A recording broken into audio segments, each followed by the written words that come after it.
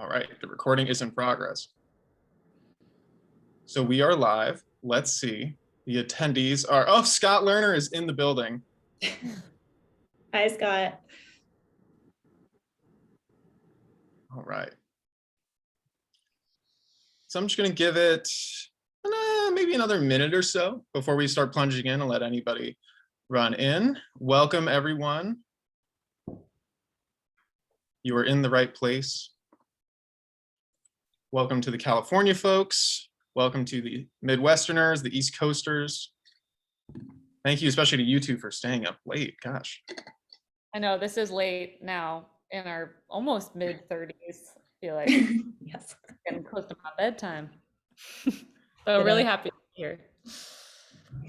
Oh, great. So many familiar faces, familiar names, really a lot of UCI folks. This is great.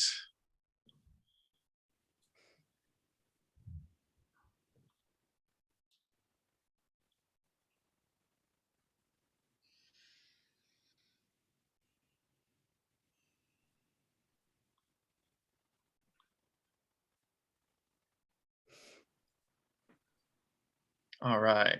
Well, people keep coming in, and I'm assuming people will keep coming in as we get a little bit into the program, but let's plunge in. So welcome everyone to Chevalier's Books Online Edition. I'm Miles, I'm a bookseller at Chevalier's, and I'm your host for this evening. So we are gathered here in cyberspace today to celebrate the publication of Anna Hogeland's The Long Answer.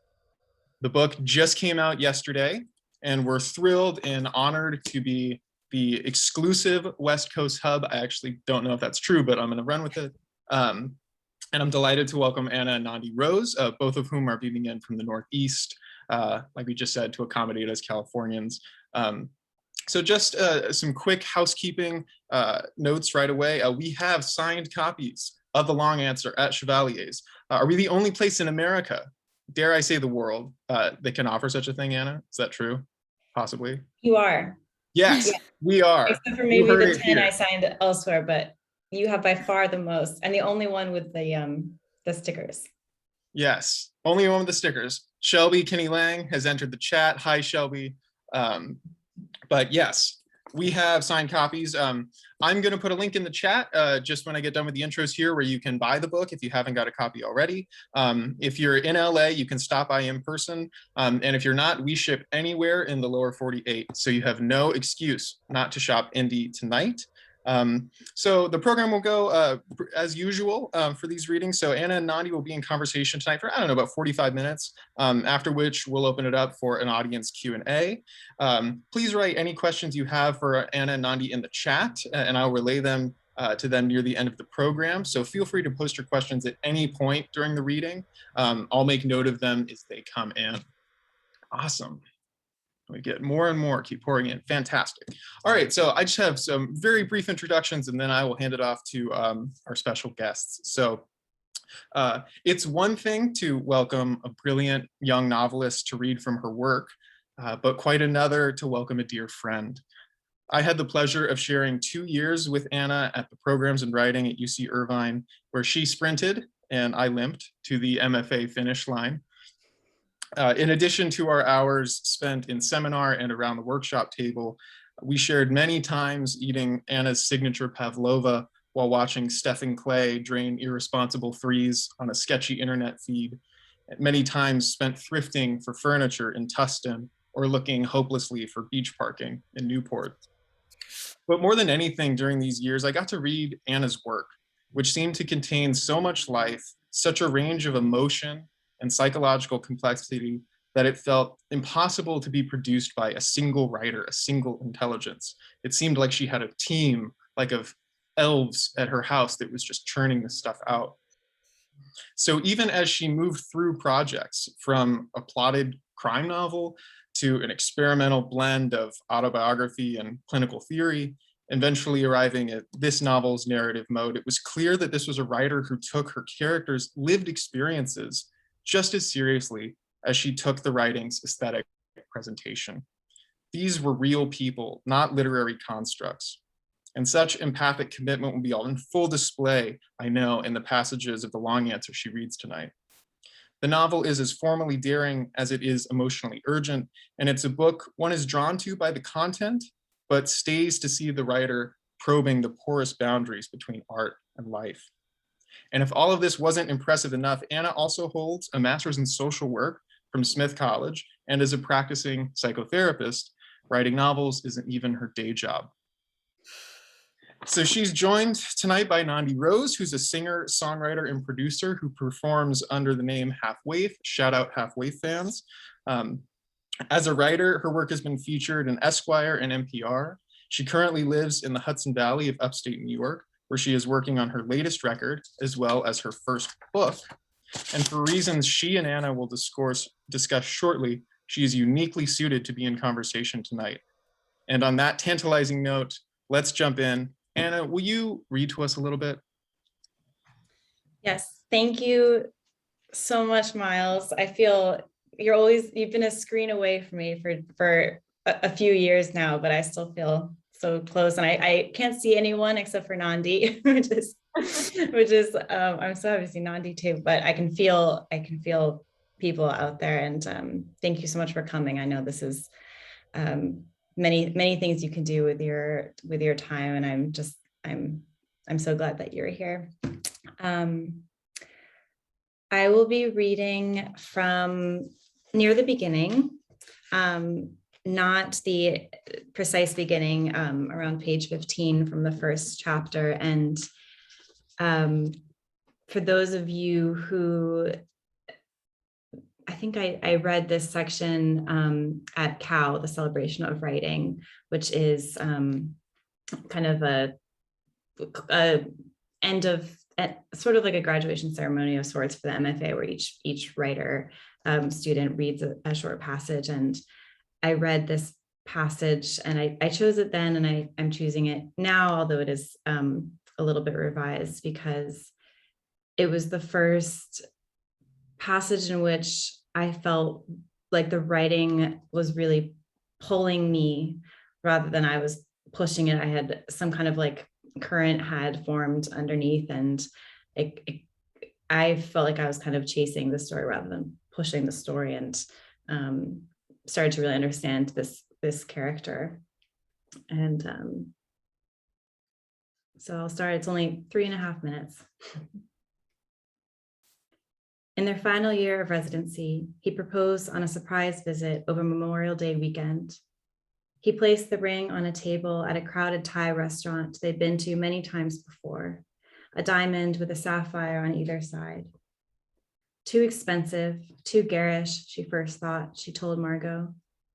Imagining him picking out a ring she did not like, and the shame he would feel if he knew, is what made her cry as she said yes. The visit had been a surprise, but the proposal wasn't. They'd been discussing marriage for months already, over Skype and the phone, and late at night in bed during their short intermittent visits. And they both knew she would say yes when he asked her, whenever that may be. She'd already been offered a job in Anchorage, and Patrick would look for one too. This time they would move together. The ring was not heavy, but it caught on the threads of her sweaters and scarves. It reflected sunlight into her eye when her hands were on the steering wheel or when she typed on her phone. She began wearing an old silver bracelet, a college graduation present from her uncle, so the ring did not look so out of place on her bare hands. When her leather watch strap broke from wear and sweat, she replaced it with a silver link band. She took more care with her nails, filing them often and gently pushing down her cuticles. On a free and restless day, a week or so after Patrick left her with the ring, she walked a mile to Essence Nails, a tiny salon in a strip mall she'd passed many times on her way to the hospital, and treated herself to her first manicure since her high school prom. She tested several colors on her thumbnail before deciding on a shiny scarlet called Tra-La-La, and watched the woman clip, file, and buff her nails and trim the skin around them, then paint with the precision and focus of a surgeon. Afterward, Elizabeth's hands looked beautiful. They surprised her when she looked at them. She couldn't quite understand why she felt embarrassed when her colleagues and patients complimented them. She let the dishes pile up for 2 full days and an afternoon, afraid the harsh detergent would ruin the woman's fine work so quickly after it was complete.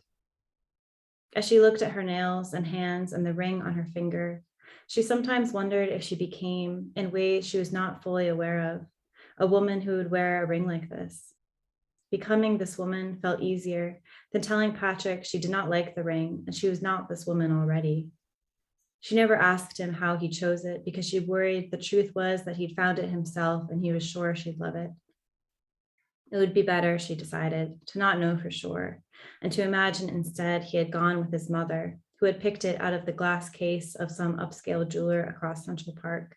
And the salesman had convinced her it was perfect, and then she had tried to convince Patrick. Even though he thought it may be too much for Elizabeth, he was persuaded by their expertise.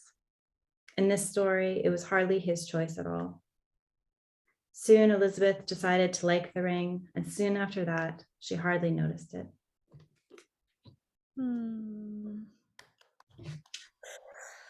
Oh, Anna, your attention to detail, the details that you choose feel so just so relatable and familiar. I mean, I'm thinking about, like, we all know the Essence nails at the strip mall. Like we've all seen that, and that's just something I felt so many times when I was reading your book, was just how familiar these characters were and these scenarios, and the way that you render their interior dialogue is really, really incredible. So first of all, just huge congratulations on the release of your first book. It's really a huge feat, and I'm so, so proud of you and so excited to be in conversation with you tonight. Thank you. Me too. It's an honor to be in conversation with you. I mean, we know each other for a long time, but I am such a fan of your work and your writing and your music, and it's an honor on so many levels.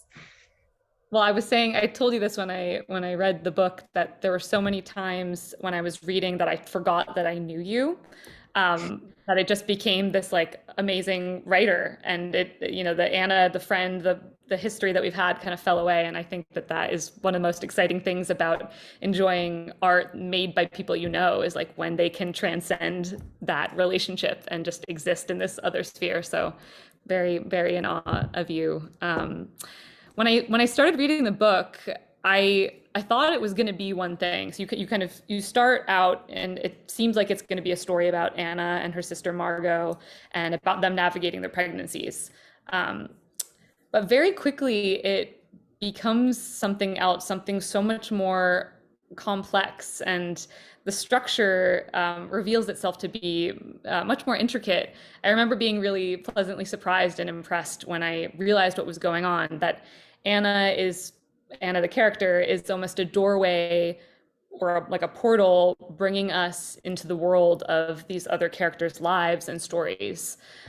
So I wondered if you could just start off by talking about this structural choice, and where did that idea come from?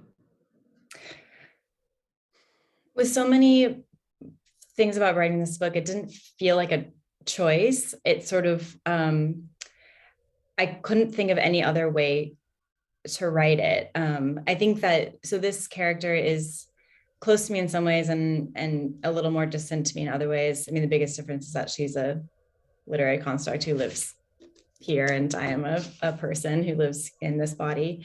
And I get to move past her and see her in context. And so, we're not exactly the same because that's impossible, but I feel like the word I want to use is, I'm just thinking about this theory. I think it might be from Winnicott originally, but I forget if that's exactly true, of introjects, of how you, like early in development, so much of what forms your personality are introjects, or kind of like the swallowing into yourself of other people, or like projections of other people, or ideas of other people, what they give you, how they've hurt you, how they've loved you. And we're all kind of, according to this theory, which I think is really compelling, we are composed of, we're like collages of all these people in our life and how they've treated us. And stories that we've heard are a huge part of that. So not just, you know, were we loved or abused, how were we loved, how were we abused, how were we hurt, but just the narratives that I think we all have these like, I mean, there are kind of narratives in the collective that we all grow up with to some extent. I mean, religious ones are really easy to point to, but not just religious ones, but also like family lore and these stories that become like the canon of the family. And it's kind of a roundabout way of saying that I feel like I'm still forming based on those interjects. I feel like very young in that way. Like I'm very influenced by stories and by and how I'm reflected and what I reflect still. And I feel like I'm a therapist is my day job, although I just closed my practice like days ago. So it is a newly past tense thing, but I might go back to it. But for now, I'm lucky enough to not hopefully have to do it, take a little break from that. But that is like the most comfortable place for me, is just sitting and being able to absorb so much of someone's story. And when I am faced with a dilemma, which I often am, but every couple of years, there's something I become like really troubled by and really obsessed with. And I feel so desperate for the knowledge of how other people have moved through something like this. And it's like I have all of my pores open for that kind of story, or that anyone who has like been through anything resembling what I'm going through or afraid of going through, and just sort of like taking it all in. And so I'm veering away from your question, but I feel like I started off writing the book pregnant, newly pregnant. And it was humbling, like immediately. I mean, before anything went wrong, you know, everything was going perfectly well. And it was still like really intense emotionally and physically. And I mean, people kind of tell you that, but you don't, like so many things, we can't like really appreciate it until we're going through it. And I was thinking, how does anyone survive this? And like, how did my mother do it? You know, she has 3 kids and all these other people. And I was really open to stories like that. So it just felt natural for me to have the narrator be like that as well. And stories that I was really compelled by at that time of life made their way through many twists and you know, embellishes and lies, as fiction is full of lies, into the novel. And the structure, the much like more technical answer to your question is, I felt like, I don't know how many people have read W.G. Sebald. He wrote a book called The Emigrants, which is 4 parts, and there's a common narrator, but he's very much a vessel for these stories. And the stories are joined by a common theme of Germans who emigrated Germany around the Holocaust. I don't think they're all Jewish, but I think most of them are Jewish. And so he's like this curator. And I just loved the feeling of that book. I can't even tell you really what happened in it at all. I'm so bad at remembering any detail. I just can remember the feeling of reading it and just sort of like walking through these beautiful fields in Germany, like listening to these people's stories. And so on a very technical level, I took a big bite out of his style to do this kind of form.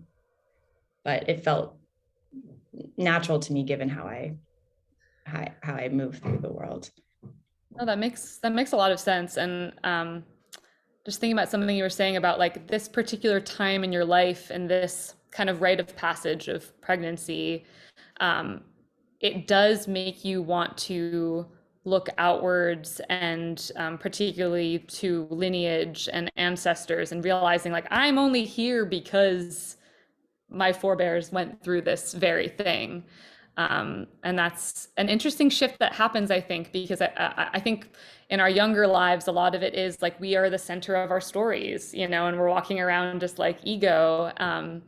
And I think a really big shift does happen at this point in life when, well, you're first of all creating new life. So it's not just about you, you have another life inside your body. But I think that shift does, like, I understand that leading to you wanting to or needing to decentralize the self and look outwards to these other stories and these other women and other people going through what you were going through. So I think it's, yeah, it's really incredible how you piece it all together, and makes for like a very complex and compelling story. And we'll get a little bit more later. I want to talk to you about how the story changed as it went along. But I wondered if you wanted to read another passage, maybe something showing about some of the other characters and how you spiraled down into their stories. Sure. Yeah. So there is kind of like a frame, just for context for this passage. I mean, Nandi's kind of hinted at this already, but like a frame through line of Anna, who's newly pregnant, and kind of the arc is over the course of her pregnancy. And so she encounters these women along the way, and they share their stories. And I found the actual writing of the stories themselves, I felt a bit of a tailwind, which was like such a gift with those, because I really wanted to know about them too. But getting from the like Anna meets this person and then they start telling her story, like, were just the most technically difficult passages to write, to kind of like, it feels, I just want to do this motion, like it felt like a spiraling down. So I'll read an example of that, kind of going from the Anna narrator into someone else's story. This is from the second chapter. Corey had often wondered, oh, actually, sorry, let me tell you a little more context. Anna has met this woman in prenatal yoga, and she's interested in her because she's extremely thin and has no symptoms, and she also is dressed much less bougie, like a part of word, than most of the Orange County women that are at this prenatal class. So Anna feels this connection to her and also just intrigued by her. So they end up walking through campus. Anna kind of walks her home. Corey had often wondered what their lives might have been like if they had been rich growing up, how they would decorate their home, what shade of curtains they would buy, which paintings they would hang from the walls, etc. And now here it was before her. Here she was inside it. How Leah would live if she had the money. Grace and Nat each had their own bedroom with their own double bed, closet, window, desk. They had their own dressers and vanities, their own tablets and phones and headphones. Corey was staying in the guest room, and this room too had its own closet, with some heavier coats and formal dresses pushed to one side and an empty dresser. She had only brought enough clothes to fill one drawer, but she kept them in her suitcase, ready to leave whenever the instinct struck. Leah and Paul had met on Match.com, Corey said. They dated for less than a year before Paul proposed. How long have they been married? I asked.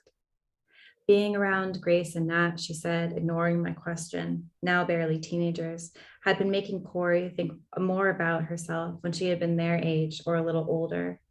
That was a time in her life when she saw what she saw now in retrospect as the point at which everything that had transpired since had been set into motion, if not determined outright. She was now thinking nearly constantly about this boy named Danny, whom she had already been thinking about more than usual, now that she was pregnant again. You've been pregnant before, I said. A long time ago.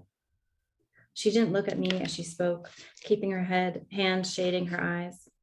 A girl passed us on the path, speaking what I guessed to be Vietnamese on her phone, not looking at either of us. On that Saturday on campus, like most weekends, the park was quiet. Across the green, an older couple stood next to each other in silence with hands clasped behind their backs. It wasn't a story she told many times, she said, and when she did tell it, she only told people who she knew she would never see again. patrons at bars in towns she didn't live in, seatmates on long bus rides.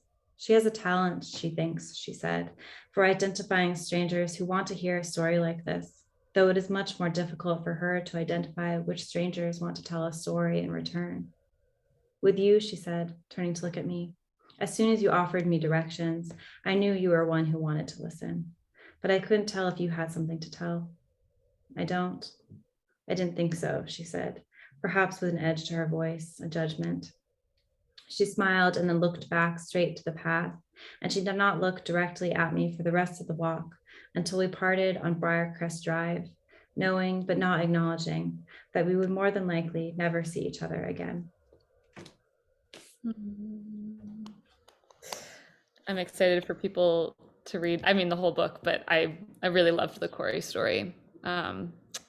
Something that you were saying just before you read was you were describing Corey and the way that Anna was sort of drawn to her because she, was like farther 10 weeks along and didn't have symptoms and was thin. And I was thinking that it's so interesting coming to like this big life passage and this big time of life, and you're wanting to connect with other people who are going through it. And yet the fertility journey, it's so varied. And it looks like so many different things. And that's something that I've come up against too, which is wanting to find the connection. And I feel like you can feel that's what Anna's doing. The character is coming into contact with all these other people in her orbit who are in a similar stage of life and yet look so different and have all gone through different things. That's not really a question, but it's just a reflection on, I think, why this book works so well, because it's tapping into this, just the vast variations that exist within this world of fertility and motherhood.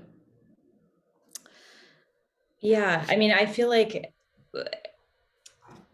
the structure came about because of all the things I said a little while ago, but and I wasn't thinking very intellectually about it at the time, it's sort of like writing where the energy was, because I feel like I don't have much of a choice to do anything but that, or else it doesn't turn out so well. And it's not fun, and that, it's not pleasurable at all. And there's really no point if you can't find some pleasure in it. But I also felt like later in the process, when I was using more of an editorial part of my brain, and I decided to keep it that way because I feel like it's because of everything you just said, like, I feel like it needed to be choral, like a book that is about, or one of its most central themes is around becoming family making, or becoming a mother or not becoming a mother. And what, even as I'm saying mother, I'm wondering if that's even, when one starts to feel like a mother, or when one is recognized as a mother, is a whole other side. So much to even just say about that, but I feel like it just, to have it just be one single story, especially just the story of me, the Anna or the Anna character, it felt like it just felt like it wasn't an option. Yeah. Like it had to be, and this is by no means an exhaustive sampling of like all the ways that this can look, but these were just ones that kind of found me and that I was interested in. And so I wrote towards them. And then kind of after I had somewhat of a draft looking back, I realized like, oh, there are some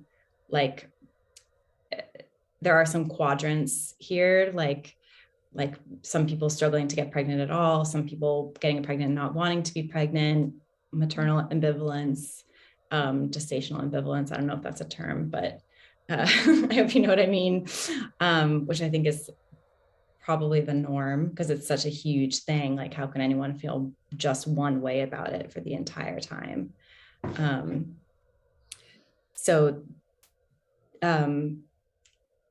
The structure, I'm starting to like read some responses, and some people are saying like, well, there seems like there's some confusion about like whose story is this, and like who's really driving this. And I'm just sort of like untroubled by that, because I feel like, well, why does that have to be just like, it's all of them, like I felt like it was the fact that it's a little dispersed and held together, if loosely and successfully or unsuccessfully, I feel like isn't for me to decide, but by one person. Felt like that was the only way I could imagine a book about this sort of thing feeling true to me. I think that's really beautiful. And I think that, you know, despite the differences in these stories and experiences, it really is a collective experience. And I think that the book really like celebrates those overlaps. And I certainly closed it and just felt so like held by your writing and so seen, even if my exact experience wasn't the same that was written about. But so, yeah, it really sings in the overlaps. But you know, there is, I would say there is a central character in that the story of Anna is threaded throughout, and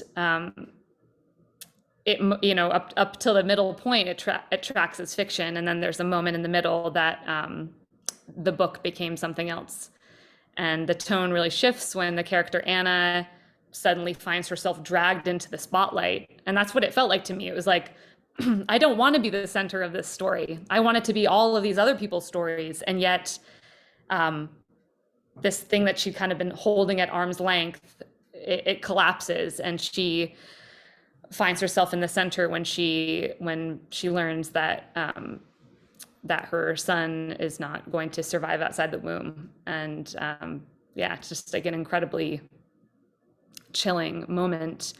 But can you tell me about this moment when, you know, you were living this, and so what was that like for you when the book became something else?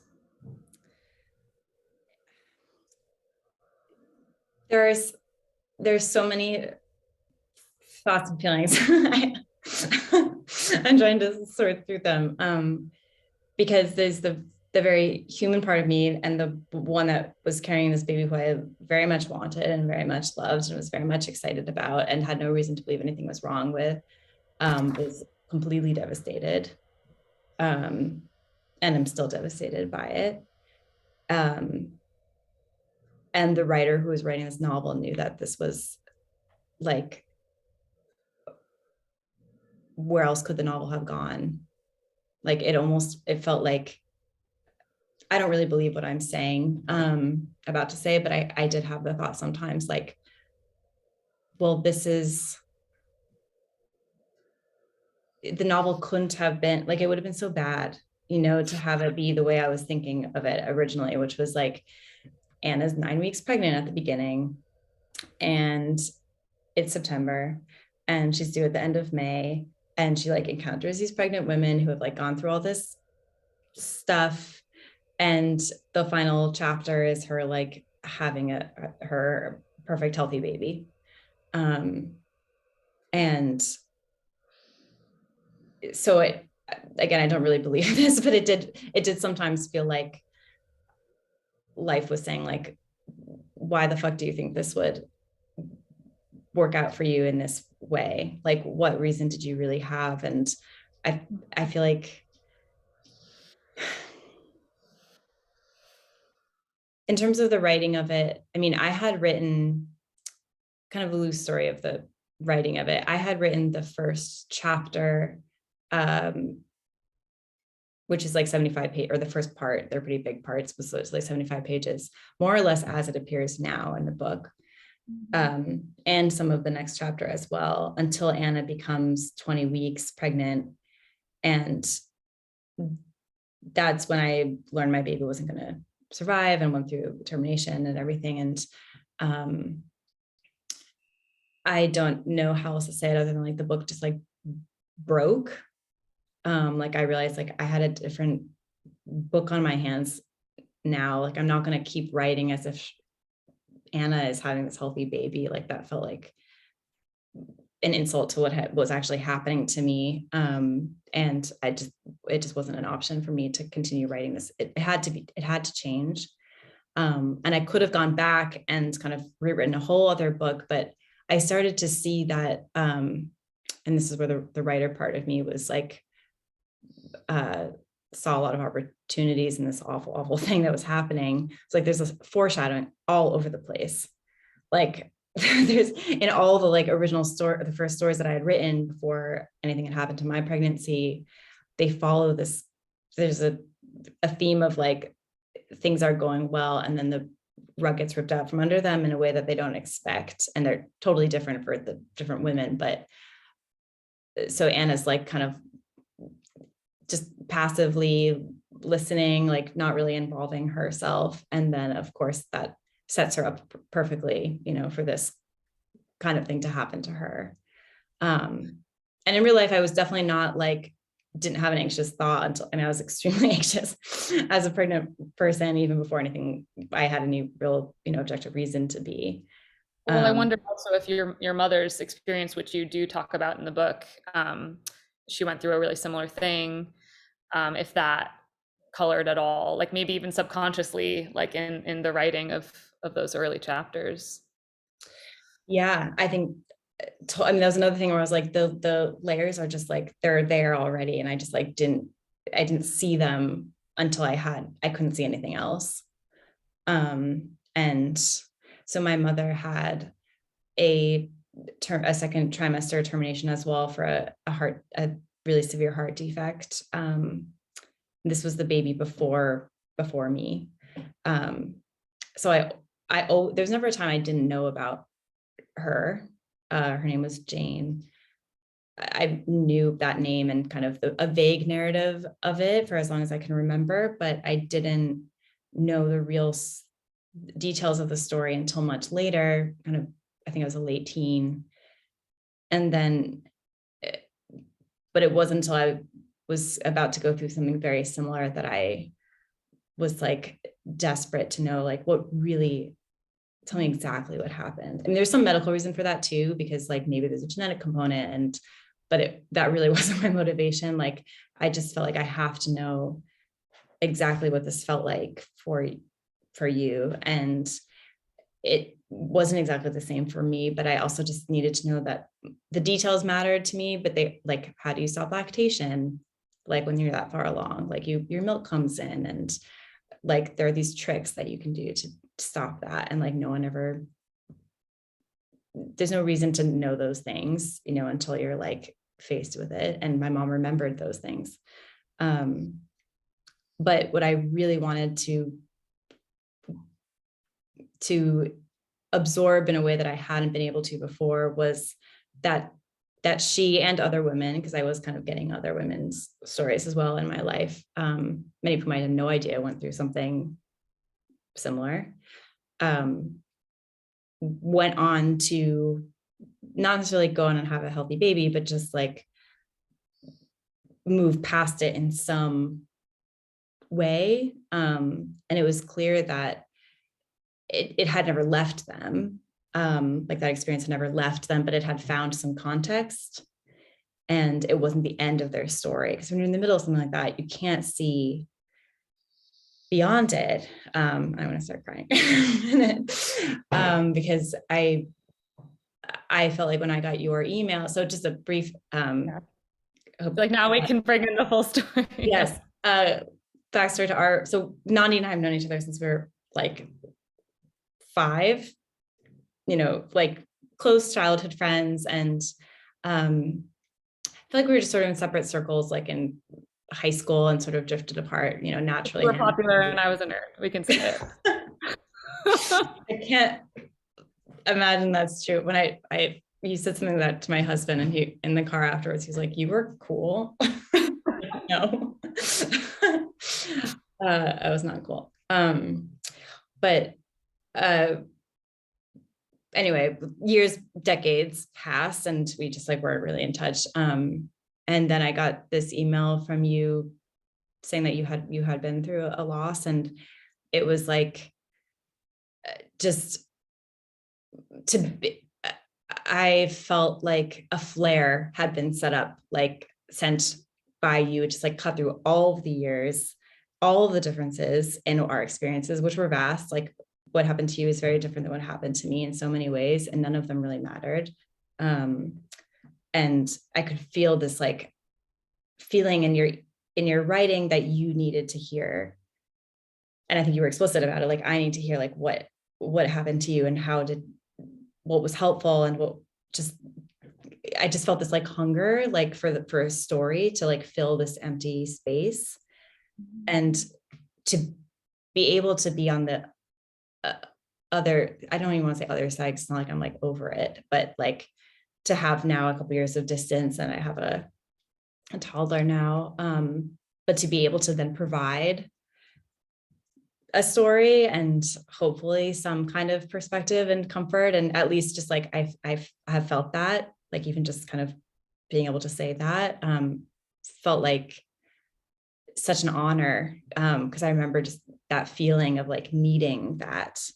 And anytime anyone reached out to me with any semblance of that, I just like grabbed it and like held it, held it really close and wrote Yeah, about I it. I What else? needed that so much, in that moment when I was like, I don't know if it's okay for me to write to you. We haven't talked in a while, and you wrote back within an hour this like long email, and you've just been like a real guiding light for me through this. As these characters in the story are for each other, you know, going on walks and sharing their experiences. That's literally what you and I have done over the last 6 months. And I also started writing an album in the fall when I was starting this motherhood journey, which was a very hopeful and exciting time. I thought I was writing a very different record. I'm now writing a record about, you know, loss and grief and navigating this, and it's become something totally different. And I think it's a better record for it, which is a weird thing to say, but I really understand what you're saying, which is like these things happen, they happen. And especially for artists, like the question is, okay, what are you going to do with this? And like, how are you going to rise to it? Not only to help yourself. I mean, first and foremost, you're trying to claw yourself out of the muck, but then to be able to offer that to somebody else and hopefully light their way. And I just want you to know, like, you've really, really done that for me. And I have no doubt that this book is going to do that for a lot of other people. I hope so. I feel it's been a very recent thought that might be possible. It felt so like I really was just writing it for myself and not in like a way that sometimes writers say that. I'm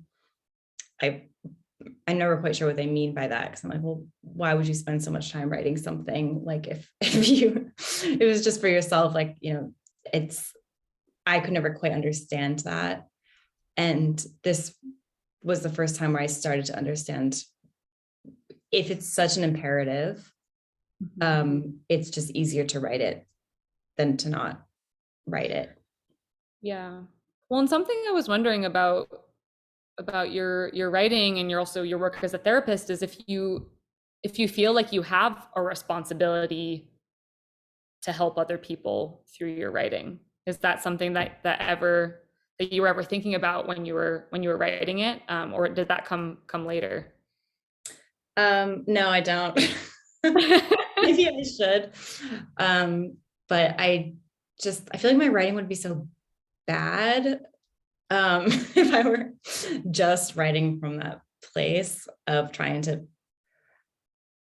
prove. There's also kind of a cynical part of me that's like, can you ever like really purely be creating art just because you're trying to put it in the world for some reward for yourself as well? And I feel like if you're ever writing just to prove, like just to help someone, or just to prove how, which also feels to me like proving how helpful you can be, or how much wisdom and knowledge you have, or how smart you are, it's kind of dead on arrival for me. And I have kind of tried to write from that place before, and it's just like clunky and bad, and I was interested in it, and so no one else should have any interest in it. I mean, even my work as a therapist, like I went in primarily because I like to hear people's stories, and I do want to help people, and I do believe there's a social justice component to it, you know, on a really small but powerful scale. And all of those things are very important values to me. They're kind of like, I feel like they're influencing the art, but they're not like guiding it. I feel like they're not driving. They're just kind of like, they're part of me. So they're going to be, I have to trust that they're just going to be in the work. If I like look at them too directly and like really make eye contact and be like, am I doing okay with all of my, platforms and all of my like stands on everything, then it's going to lose some blood. I feel like it needs to just keep coming from the gut. And I have to trust that that will be inherent in it. Like if I really believe in those things, like they'll come out in anything that I put myself into. And therapy it'll be interesting to see how my life will be, how my writing will be when I don't have therapy as my kind of afternoon job. My practice has been very small since my daughter was born. It's between 8 and 12 people a week, but they have given me so much. I mean, like I've things that I'm sure not even conscious of, and I might just understand how much my clinical work has given me once it's gone.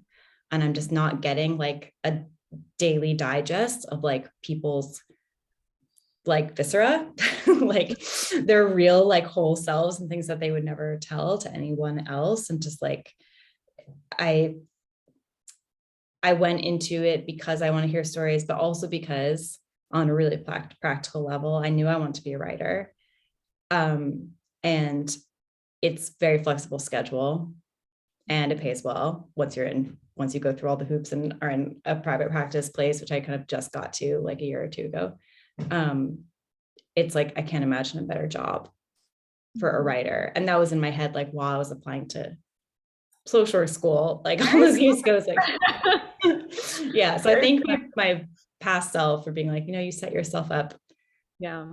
Thank you for doing that for yourself so long ago. Yeah. And it's really a privilege to hear other people's stories. And that's how I felt reading your book. I think Miles is puffing on. Thanks. I just wanted to say, we do have a couple questions. So if Nandi, if you have another question or another bit you want to do, if Anna wants to read a little bit, we can have that, and then let's jump in, and I can ask some questions in about 3-4 minutes. Cool. I did have a related question, if I could quickly ask. Mm-hmm. So it was something that you wrote in this essay for LitHub that just was published yesterday. You wrote, "I've come to understand that we don't live in a death-denying culture. Depictions of death are inescapable, but we do live in a grief-denying culture." And I think that speaks to what you're saying, is like to enter into a space where people are sharing those stories of grief actually feels really incredible to exist simultaneously together in that sphere. And that's something I've been thinking about a lot. I was just at a wedding and, we had a lot of fun. There was a lot of lighthearted conversation, but I also was like, I want to hear people's shit. Like, what are they going through? Like, let's like get real. And so I just wondered, like, yeah, if you could like expand briefly on what you meant by you think that this is a grief denying culture. I really should give credit for that, kind of the way I put it, to this teacher that I had, whose name I honestly don't remember. It was a 4-week class, so we met once a week 10 years ago. But she, at my social work program at Smith, and it was a grief class, and it was a death and bereavement class. I think it was more closely the title. And it was I believe it was required. And I remember thinking, not like a little confused about why it was required. And then like 5 minutes into the class, I was like, oh, this is like, everyone has something, especially eventually. I remember her also saying that, like, especially past a certain age, like there's something in pretty much everyone's life that can reduce them to tears in 30 seconds, like if they really think about it. And that's like, I've just found that to be so true. And there's no stronger connection, I feel like, than when you I'm like you at weddings or at like fun things where you're like, Get into it. yeah, I kind of just want to like, I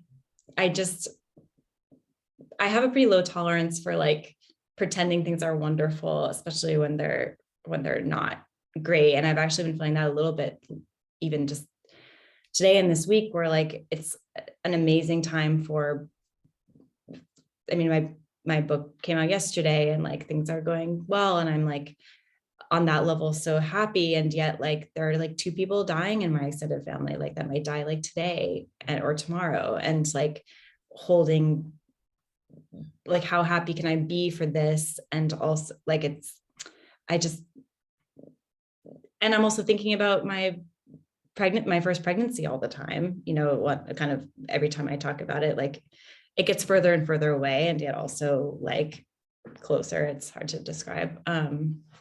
But I've been thinking about the grief denying stuff so much during COVID, because we get the numbers of how many people have passed away, and I just can never retain them. Like we become pretty blind to them pretty quickly, or that we can just kind of intellectually acknowledge like that's a lot of death. But the statistic that I remember the best, and I'm sure it's actually even worse now, but was like 1 in 3 people know someone who has died of COVID. And that's, so how many people are grieving, you know, if like 1 million people have died, like how many people are grieving? And that's only talking about grieving death, you know, not to mention grieving loss of marriage, job, childcare, which is probably the way that COVID has affected me the most personally, is not having childcare, and just my image of what early motherhood would look like is just so different. And there's been a lot of grief and gratitude are just like so entwined in my life right now. I've stumbled so far from your question that I can't remember what it was, but I just feel like it feels like a universal, virtually universal thing, especially as we get into, you know, middle age and upper, that there's been some kind of loss that like is still an open wound. Yeah, absolutely. So before we turn it over to questions, I just want to say, Anna, thank you so much for writing this book. Like, I really needed it. I needed that grief acknowledged. I needed to have a space where I could engage with these other stories, with your story, with these character stories. And again, I know that this is going to reach a lot of people. So thank you. Thank you, Nandi. I mean, I really feel like to have someone as intelligent in so many ways as you to read it and feel the way you did about it just feels like that's the greatest feeling. That was the most I could hope for, was that someone like you would feel the way about it that you did, and especially what you've been through. And I just thank you. Thank you. All right, Miles, you can come back on now. Yeah, absolutely. No, Stay out of our chat. well, we've got some brilliant questions that go straight at the themes that you guys are talking about. So let me just jump right in. So Lucy has a question about these stories. So what was your process like in terms of learning about and telling other people's stories? Did you talk to people about incorporating their stories or pieces of them into the book? She also says your work is brilliant, and thank you. Thank you, Lucy.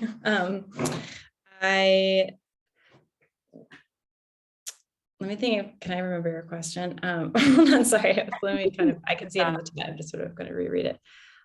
Did I talk about people incorporating their stories? I did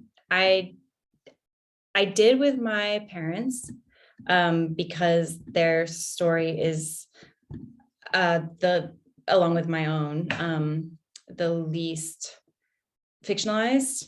And there's a whole other conversation we could have, an article maybe I'll write someday around like how much do we owe people who we might write about and are obligated to write about. And part of me feels like we should be completely uncensored and be able to write anything we want. But then there's also relational repercussions that can come from that. And my relationship with my parents is, you know, so important. And I was using such an intimate part of their life in this book that I did, I wouldn't say like asked really, but I was very transparent with them about what I was wanting to write and hoping to write, and open to how they felt about that. And my parents were both just, I think my mom said like carte blanche, like we knew that we've known you're a writer for a long time, and they seemed completely unsurprised that I was going to write about this, and they seemed to just like want to get out of my way and also give me anything any part of their story that I wanted. And at one point I even asked them would they be willing to like write some in emails just so I could like go back and reference. And I did change a lot of things, but I did kind of have a preemptive conversation with them beforehand. The other characters, the ones that I go into, like the sort of women that Anna meets along the way, like Elizabeth and Corey and some others later on, are so fictionalized. There isn't really anyone to ask. I mean, each one has like a germ of a story that I heard once that it really hooked me, and I was really interested by it, and so wrote toward it. And so it may have like come from a place of reality and then like very quickly deviated wildly, or it's a compilation of like 4, so really no one. So there wasn't really anyone to ask for those women. For people who were a little more close, I did really make sure there's like no way anyone could, identify anyone from what I wrote, like to really change any kind of identifying thing so much, and also non-identifying things. But it is an active question for me, because I'm writing another autofictional novel right now, and I want to write what I want to write, and I also don't want to hurt people that I love who might not want to have their stories shown as nakedly as I feel compelled to write them. So I'm just sort of in the middle of that right now. I don't have, I'm not sure exactly what I'm going to do going forward. Amazing. Okay, so we've got a question from Scott Lerner here. Scott thanks us for this wonderful conversation and the great introduction. Thank you, Scott. So Scott wants to know, I wondered about the cold sterility of the hospital setting where pregnancies are monitored. And once they're monitored or designated high risk, you're suddenly in waiting rooms with other high risk folks, and the whole mood receives an injection of fear. And how this might have contrasted with the intimacy of the conversations in the book. Were they sort of a conscious antidote to the coldness/stress of the monitoring? It's a really interesting question. Thanks, Scott. That is interesting, and it brings to light a lot of hope. Not every pregnant person is treated the same, not just in terms of what kind of pregnancy they have, but where they are being treated. So I'm afraid I'm not going to have like a real answer for your question, because I was high risk for my first pregnancy for something that ended up having nothing to do with what actually went wrong with him. I had like a blood thing that had nothing to do with my baby's heart issue. And I was not in like a different waiting room or anything. I knew I was kind of on this other track, but I didn't have like a sticker or different waiting room or anything that would kind of signal to other people.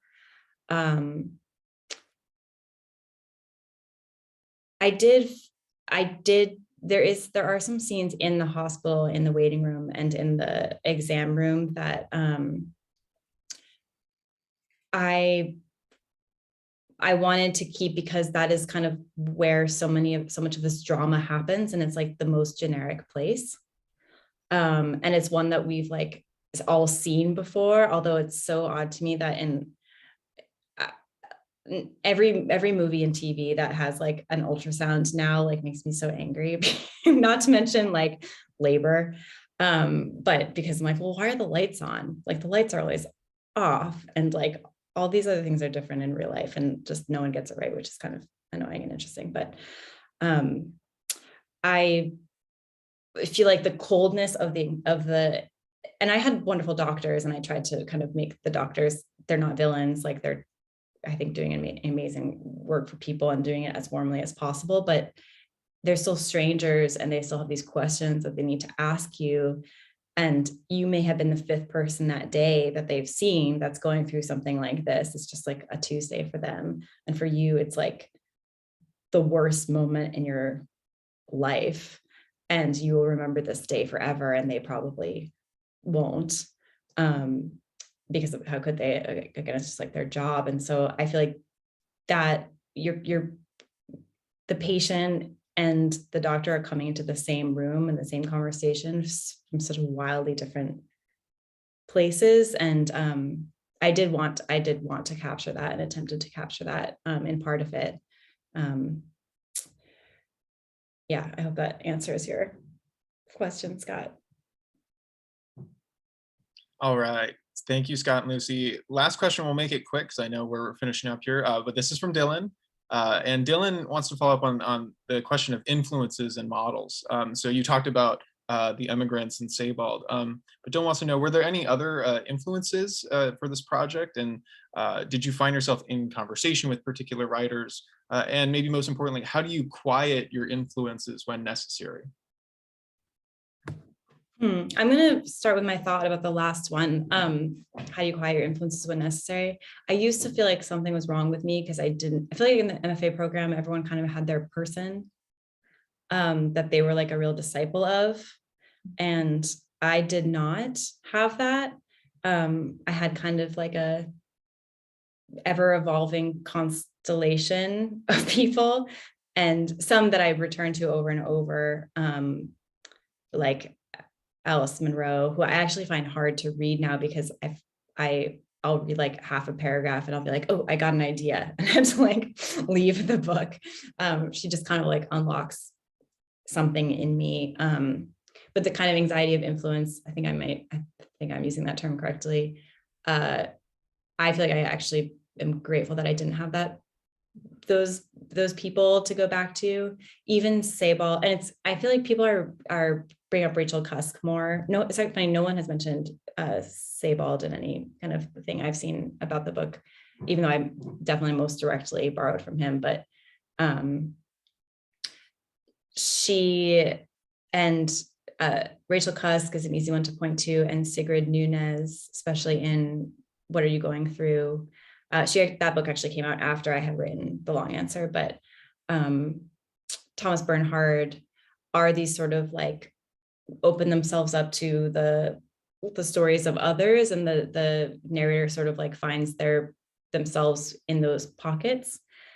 But I didn't read any of those. The only one I read more than once was The Emigrants, and I only read it twice. And then I pretty intentionally put it away because I've started to feel myself writing in this weird way, and just like not having any space breaks for like pages and pages and pages. So later on, I would be like, why did I have there's just like all this embedded dialogue that's like weird and like goes away. And when I'm really into something, I'm actually not reading very much, partly just because of time. Especially now with my daughter and not a lot of childcare, if I have an hour and I'm inspired, I'm going straight to writing. I'm not going to be reading. So, yeah, I feel lucky that I feel like I accidentally skirted some voices that I had to exercise. Amazing. Anna, Nandi, thank you so much for this. This brings us to the conclusion of our program. Once again, if you haven't got your signed copy of The Long Answer at Chevalier's, there's a link in the chat. You can also go to our website. You can stop by in person if you're in town. Okay, go to bed, you guys. You're done. Thank you so much for joining us. Thank you. I'll see you soon for a nice walk. Yes, I hope so. All right, good night, everyone. Bye, you guys. Bye. Bye.